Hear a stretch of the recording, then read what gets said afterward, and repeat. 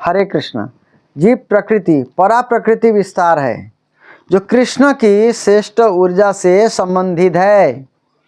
किसी भी स्थिति में कृष्ण सदैव स्वच्छंद आत्मा है, बिना किसी चिंता के।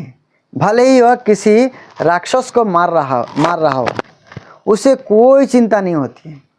इसकी पुष्टि वेदों में भी की गई है।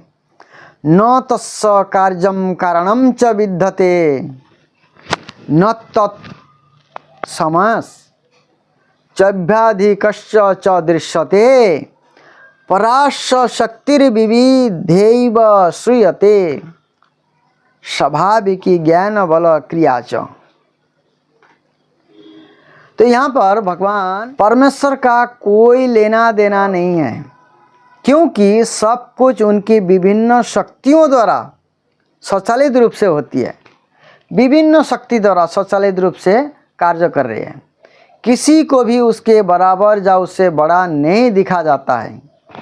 श्वेताश्वतर उपनिषद में कहा गया है, श्री कृष्ण का व्यक्तिगत रूप से कोई लेना देना नहीं है। यह उसकी ऊर्जा है जो कार्य करती है। जब कोई महत्वपूर्ण व्यक्ति कुछ करवाना चाहता है तो वह बस अपने सचिव को बताता है, जो सब कुछ करता है। महत्वपूर्ण व्यक्ति को पूरा विश्वास है कि क्योंकि उसने अपने सचिव को बता दिया है, उसकी इच्छाएं पूरी होंगी। सचिव एक व्यक्ति अर्थात ऊर्जा शक्ति है। यदि इस संसार में एक सामान्य व्यक्ति के पास सचिवों के रूप में कई ऊर्जाएं हैं, तो हम श्री कृष्ण के पास मौजूद ऊर्जाओं की शायद ही कल्पना कर सकते हैं कोई। श्री कृष्ण जगत ईश्वर है, पूरा संसार का ईश्वर है, संपूर्ण ब्रह्मांड के नियंत्रक है और इस प्रकार ये पूरे ब्रह्मांड का प्रबंधन कर रहे हैं। मूर्ख लोग कहते हैं कि ब्रह्मांड के पीछे कोई मस्तिष्क नहीं है, लेकिन वो अज्ञानता के कारण है।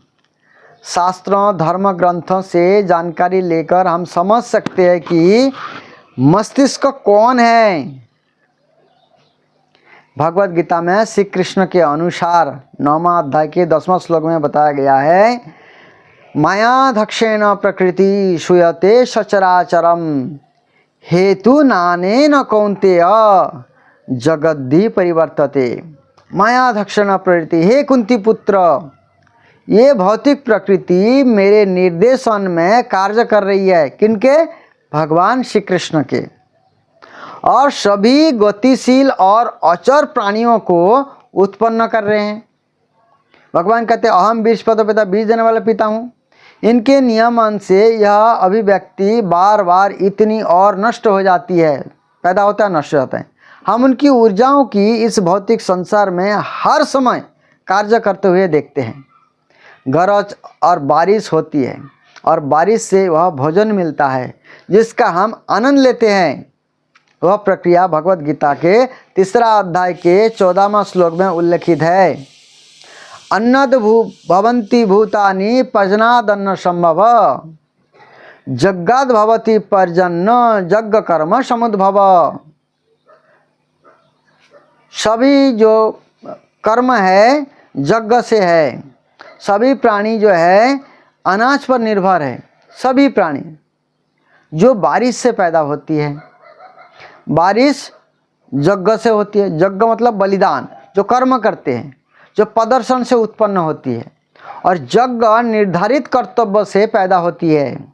हर चीज का मूल भगवान का परम व्यक्तित्व है। यज्ञ के माध्यम से हमें सर्वोच्च व्यक्ति को संतुष्ट करना है। और यज्ञ तब निष्पादित किया जा सकता है जब मानव समाज वर्णाश्रम धर्म 4 सामाजिक आदेशों, वर्ण और 4 आध्यात्मिक आश्रम आदेशों की प्रणाली के अनुसार विनियमित होता है।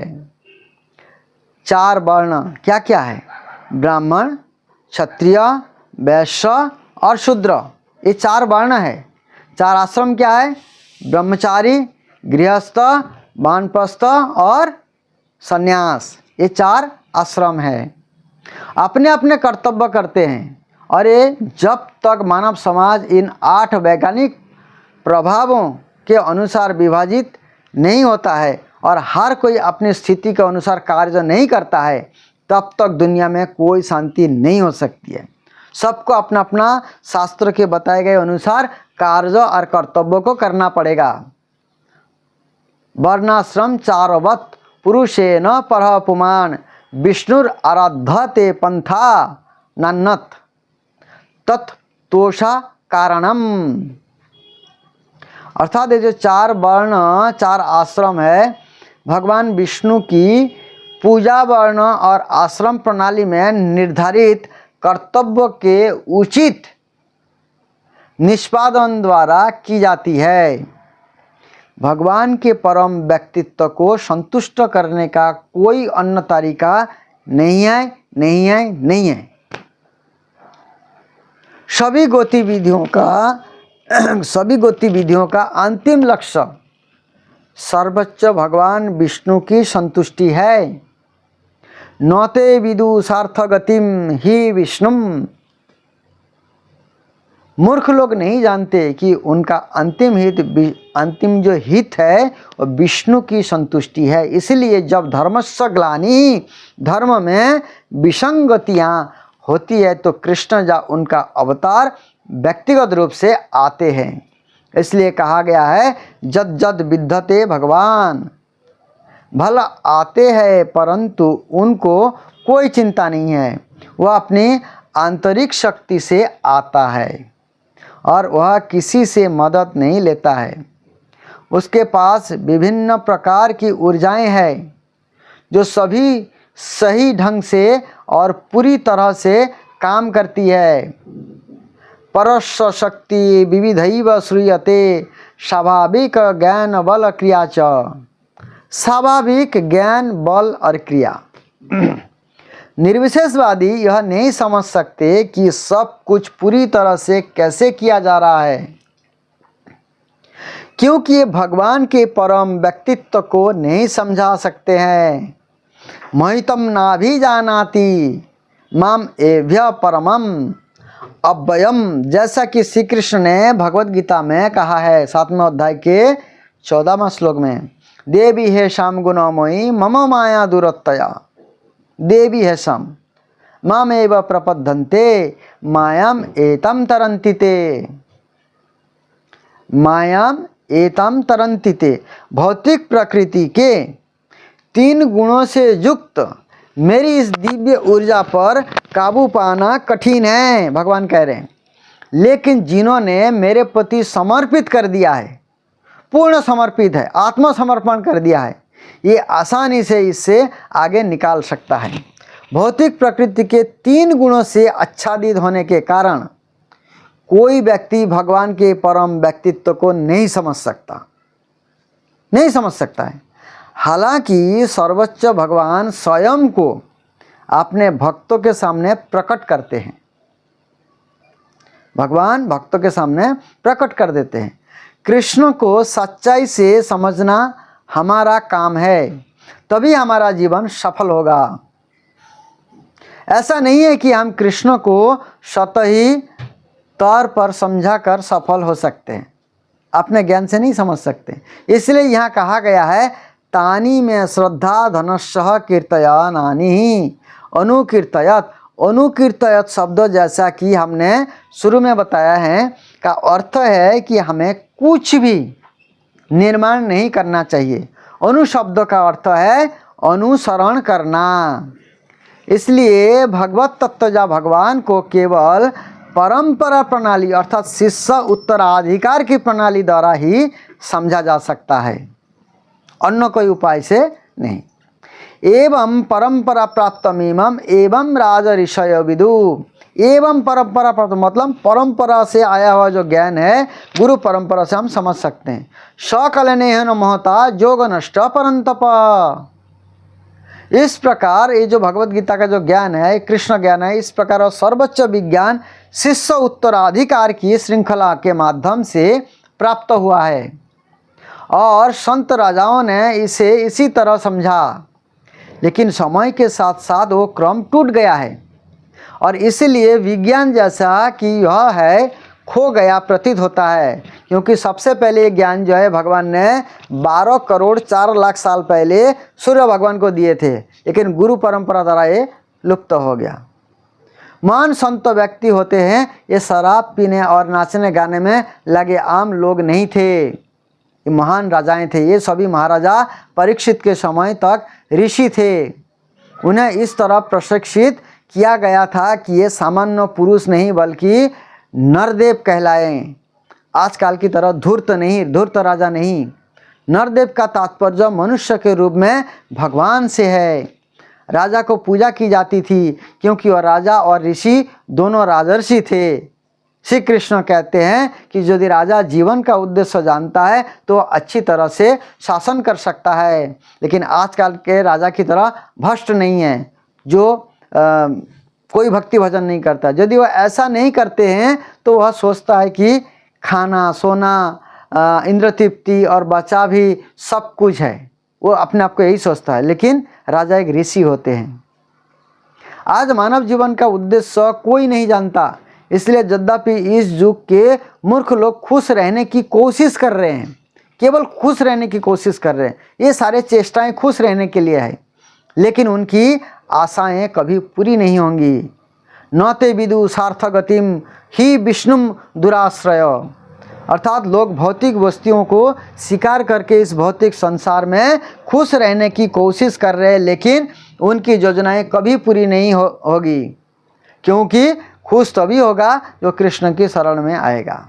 इसलिए विश्व इतिहास में हम देखते हैं कि ऐसे कई नेता हुए हैं जो कड़ी मेहनत करते हुए मरे हैं। तमाम कोशिशों के बावजूद ये चीज़ों को ठीक से समायोजित नहीं कर सके। नेपोलियन, हिटलर, गांधी, नेहरू और कई अन्य लोग थे, लेकिन ये अंततः प्रबल नहीं हो सके। ये दुराश्रय है। जीवन का अंतिम लक्ष्य विष्णु को समझना है। फिर भी लोग अपनी इंद्रियों को संतुष्ट करने के लिए आंख मूंद कर प्रयास कर रहे हैं। यदि एक अंधा व्यक्ति दूसरे का नेतृत्व करने का प्रयास करता है तो परिणाम क्या होता है? यदि नेता और अनुयायी दोनों अंधे हो तो ये सभी खाई में गिर जाएंगे, क्योंकि ये सभी अपने स्वभाव से बंधे हैं। ये पाप कर रहे हैं, इस पाप के फल स्वरूप उसको अगले जीवन में पशु जीवन मिलेगा। अपने आप को खाई में डाल रहे हैं, बंधन में बांध रहे हैं।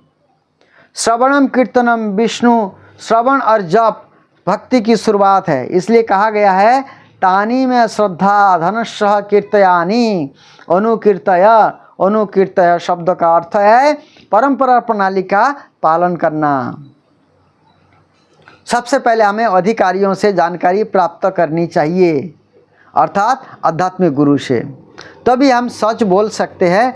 सबसे पहले व्यक्ति को यह सीखना होगा कि परम सत्य भगवान, उनके कार्य, उनकी दया और सभी जीवित प्राणियों पर उनकी करुणा का वर्णन कैसे किया जाए।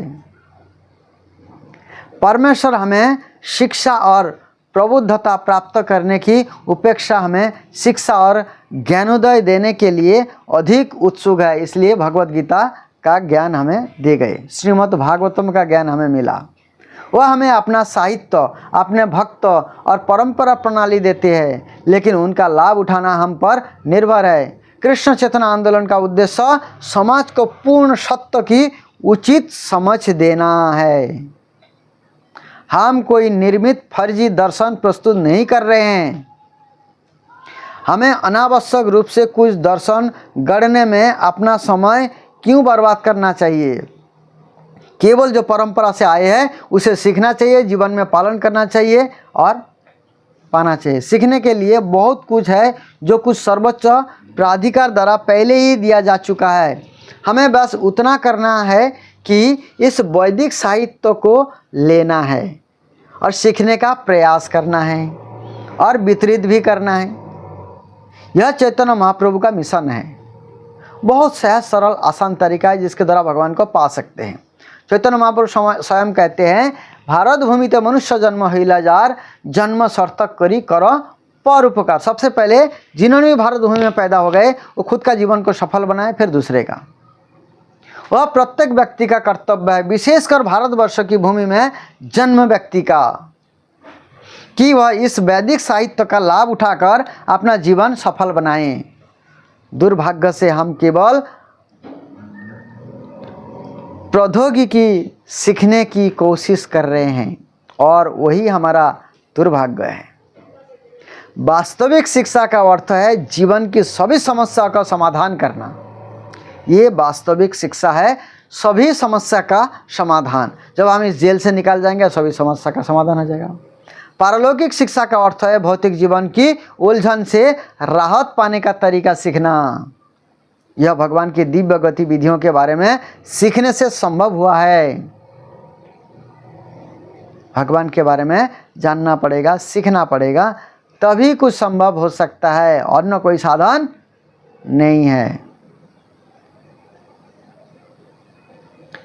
इसलिए हर एक व्यक्ति को बुद्धिमान बनना पड़ेगा। किसी प्रामाणिक गुरु के पास जाना। प्रामाणिक गुरु के पास क्यों जाना चाहिए? एक भागवतम का श्लोक है, श्रुत उवाच दैप्यायन सखास तिवि एवं मैत्रयो भगवान तथा पहेदम विदुरम प्रीता अन्यक्षिकम प्रकोदित। अर्थात इस प्रकार से बताया गया है, श्री शुद्ध गोस्वामी जी ने कहा, सबसे शक्तिशाली ऋषि मैत्र व्यासदेव के मित्र थे। दिव्य ज्ञान के बारे में विदुर की पूछताछ से प्रोत्साहित और प्रसन्न होकर मैत्र ने इस प्रकार बात की। मैत्र ऋषि हुए। जब प्रश्नकर्ता प्रामाणिक हो और वक्ता भी अधिकृत हो तो प्रश्न और उत्तर बहुत संतोषजनक ढंग से निपटाए जाते हैं, अर्थात बहुत संतोषजनक होते हैं। यहाँ मैत्र जो ऋषि है उनको शक्तिशाली ऋषि माना जाता है और इसलिए उन्हें भगवान के रूप में भी वर्णित किया गया है। इस शब्द का उपयोग न केवल भगवान के सर्वोच्च व्यक्तित्व के लिए है किया जा सकता है, बल्कि ऐसा किसी भी व्यक्ति के लिए किया जा सकता है जो लगभग भगवान के समान शक्तिशाली है। मैत्र को भगवान कहकर संबोधित किया जाता है क्योंकि वह आध्यात्मिक रूप से बहुत उन्नत थे। वो भगवान के साहित्यिक अवतार द्वैपायन व्यासदेव के निज मित्र थे। मैत्र विदुर की पूछताछ से बहुत प्रसन्न हुए क्योंकि ये एक प्रामाणिक उन्नत भक्त की पूछताछ थी। इस प्रकार मैत्र को उत्तर देने के लिए प्रोत्साहित किया गया। जब समान मानसिकता वाले भक्तों के बीच दिव्य विषयों पर प्रवचन होते हैं तो प्रश्न और उत्तर बहुत उपयोगी और उत्साहवर्धक होते हैं। यह ज्ञान प्राप्त करने की वैदिक प्रक्रिया है। व्यक्ति को उचित व्यक्ति अर्थात आध्यात्मिक प्रामाणिक गुरु के पास जाना चाहिए और विनम्रतापूर्वक उन्हें पारलौकिक ज्ञान की व्याख्या सुननी चाहिए, जैसा कि श्री कृष्ण भगवद गीता में सलाह देते हैं। 4 अध्याय के 34वां श्लोक में, तद्विद्धि प्रणिपातेन परिप्रसन्नेन सेवया उपदेक्षन्ति ते ज्ञानम ज्ञानिनां तत्त्वदर्शिनाः। किसी आध्यात्मिक गुरु के पास जाकर सत्य को जानने का प्रयास करें, उससे विनम्रतापूर्वक पूछताछ करें और उसकी सेवा करें। सेवा जरूरी है। पारलौकिक ज्ञान बहुत कठिन नहीं है लेकिन इसकी प्रक्रिया अवश्य जाननी चाहिए। कभी कभी एक डिक्टेटिंग मशीन या टाइपराइटर काम नहीं कर सकता है, लेकिन अगर हम मशीन को जानने वाले तकनीशियन के पास जाते हैं तो वह तुरंत इसके मरम्मत कर सकता है। प्रक्रिया ज्ञात होनी चाहिए। यदि कोई डिक्टेटिंग मशीन का मरम्मत के लिए खाई खोदने वाले के पास जाता है तो वह मदद नहीं कर सकता है। वो खाई खोदना तो जानता है लेकिन मशीन की मरम्मत नहीं कर सकता है। इसीलिए शास्त्र निर्देश देते हैं कि यदि कोई पारलौकिक ज्ञान चाहता है अर्थात जो इस भौतिक संसार से परे है तो उसे उचित व्यक्ति के पास जाना चाहिए जिनको इनका नॉलेज है। तद विज्ञान शब्द पारलौकिक ज्ञान को संदर्भित करता है, भौतिक ज्ञान को नहीं। एक चिकित्सक को शरीर के बारे में भौतिक ज्ञान हो सकता है लेकिन उसे भीतर की आत्मा के बारे में कोई ज्ञान नहीं होता है। वह बस शरीर की यांत्रिक व्यवस्था का अध्ययन करता है जो प्रकृति द्वारा बनाई गई एक मशीन अर्थात यंत्र के समान है। भगवत गीता में शरीर को वास्तव में एक मशीन कहा गया है। 18वें अध्याय के 61वां श्लोक में भगवान भगवत गीता में कहते हैं, ईश्वर सर्वभूतानां हृदयेषु अर्जुन तिष्ठति ब्रह्मयं सर्वभूतानि यंत्र रूढ़ानि माया। हे अर्जुन, सर्वोच्च भगवान हर किसी के दिल में स्थित है और सभी जीवित संस्थाओं के भटकने का निर्देशन कर रहे हैं जो भौतिक ऊर्जा से बनी मशीन पर बैठे हैं। शरीर को एक मशीन के समान बताया गया है। जो लोग इस शारीरिक मशीन से जुड़े हैं उनके लिए योग प्रणाली की सिफारिश की जाती है क्योंकि योग करेंगे तो शरीर स्वस्थ रहेगा। जो व्यक्ति शारीरिक अवधारणा से आध्यात्मिक जुड़ा हुआ है, अत्यधिक जुड़ा हुआ है, उसे कुछ शारीरिक व्यायामों द्वारा मन को एकाग्र करना सिखाया जाता है। इस प्रकार हर योग में व्यक्ति विभिन्न शारीरिक अनुशासनों से गुजारता है लेकिन वास्तविक उद्देश्य सर्वोच्च विष्णु को समझना है तो विभिन्न योग प्रणालियाँ शरीर की मशीन के लिए दी गई है लेकिन भक्ति की प्रक्रिया यांत्रिक व्यवस्थाओं से परे है। इसलिए इसे भौतिक समझ से परे तद विज्ञान कहा जाता है। ये भौतिक समझ से परे है, भौतिक शरीर से परे है। यदि कोई वास्तव में आध्यात्मिक जीवन और आध्यात्मिक ज्ञान को समझना चाहता है तो उसे गुरु के पास जाना होगा। कौन सी गुरु? प्रामाणिक गुरु। गुरु शब्द का अर्थ है भारी, जो ज्ञान से भरपूर है। और वो ज्ञान क्या है? तत् विज्ञान। वह शरीर ब्रह्मनिष्ठ है, ब्रह्म और परब्रह्म भगवान के प्रति लगाव, वही गुरु की योग्यता है। ब्राह्मण उपाश्रमा स्वयं मुंडक उपनिषद के अनुसार तद विज्ञानार्थम सा गुरुम एवाभिगच्छेत, उस पारलौकिक विज्ञान को समझने के लिए है। प्रामाणिक गुरु के पास जाना चाहिए। व्यक्ति को एक प्रामाणिक आध्यात्मिक गुरु के पास जाना चाहिए। इसी तरह जैसा कि श्रीमद् भागवतम में कहा गया है, प्रामाणिक जो प्रमाणित है और आध्यात्मिक जो आध्यात्मिक पूर्ण रूप से कृष्ण भावनाविद है। तस्मात् गुरुम प्रपद्येत जिज्ञासु श्रेय उत्तमम। कोई भी व्यक्ति जो गंभीरता से वास्तविक खुशी प्राप्त करना चाहता है, गंभीरता से वास्तविक खुशी चाहता है, उसे एक प्रामाणिक आध्यात्मिक गुरु की तलाश करनी चाहिए और ये एक अच्छे गौड़ीय वैष्णव होना चाहिए और दीक्षा द्वारा उनकी शरण लेनी चाहिए। उपनिषद हमें सूचित करते हैं कि गुरु वह है जिसने वेदों को सुनकर ज्ञान प्राप्त किया है, अर्थात वेदों को पढ़ करके जान करके ज्ञान को अर्जित किया है। वेदों को श्रुति कहा जाता है और प्रामाणिक गुरु शिष्य उत्तराधिकार से सुनने की पंक्ति में है। जैसा कि भगवत गीता में कहा गया है, एवं परंपरा प्राप्तम, एक प्रामाणिक गुरु कुछ स्वयंभू मन गणंत ज्ञान प्रदान नहीं करता है। स्वयं कोई मन गणंत ज्ञान प्रदान नहीं करता है, वो शास्त्र के आधार पर जो है वो ज्ञान आगे बढ़ाता है, गुरु परंपरा के माध्यम से। ना कोई घटाता न कोई बढ़ाता है। इसी प्रकार से जो गुरु है, जो शास्त्र वेत्ता है, जो कृष्ण तत्व को जानता हो, ऐसे गुरु के पास जा कर के ज्ञान प्राप्त करके जो है अपने जीवन को सफल बनाता है और वास्तविक शांति को प्राप्त करता है। ऐसे गुरु धारण करना चाहिए और कृष्ण भावना में पूर्णतया युक्त हो जाना चाहिए और अपने मनुष्य जीवन को सफल बना लेना चाहिए। हरे कृष्ण।